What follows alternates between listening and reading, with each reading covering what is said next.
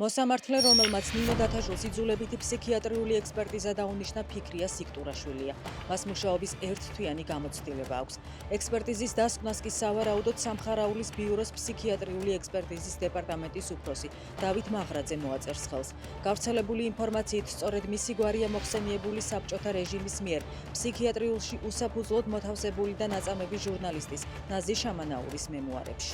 უკრაინაში შეჭრის შემდეგ რუსულ არმიაში შიდსის ეპიდემია მithmet ინფორმაციას გამოცემა კარნეგი პოლიტიკა ავრცელებს და წერს, რომ აივ ინფიცირებულთა რაოდენობა 40-ჯერ გაიზარდა. მთავარი მიზეზი საველე ჰოსპიტალებში შპრიცების ნაკლებობაა. ჯანდაცვის მსოფლიო ორგანიზაციის მონაცემებით 2022 წლიდან რუსეთი აივ ინფექციის შემთხვევების წილით მსოფლიოში პირველ ხუთეულშია. მოსკოვში ურალის აზერბაიჯანული დიასპორის ლიდერი შაჰინ შაჰლინსკი დააკავეს და დაკითხვაზე გადაიყვანეს.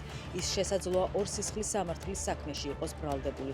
ივნისში ეკატერინბურგში აზერბაიჯანელების ჯგუფი დააკავეს, რა დროსაც ორი ადამიანი დაიღუპა. ბაქო მიზეზად მათ წამებას ასახელებს. ამ შემთხვევის შემდეგ რუსეთსა და აზერბაიჯანს შორის ურთიერთობები დაიძაბა. უკრაინაში დრონებისა და ელექტრონული საბრძოლო აღჭურვილობის შესყიდვის კორუფციული სქემა გამოავლინეს. დაკავებულია 4 პირი. მედიის ცნობით, სქემაში ჩართულ პირებს შორის არიან ფრაქცია ხალხის მსახურის დეპუტატი ალექსეი კუზნეცოვი და მუკაჩოვოს სახელმწიფო ადმინისტრაციის თავმჯდომარე სერგეი გაიდაი.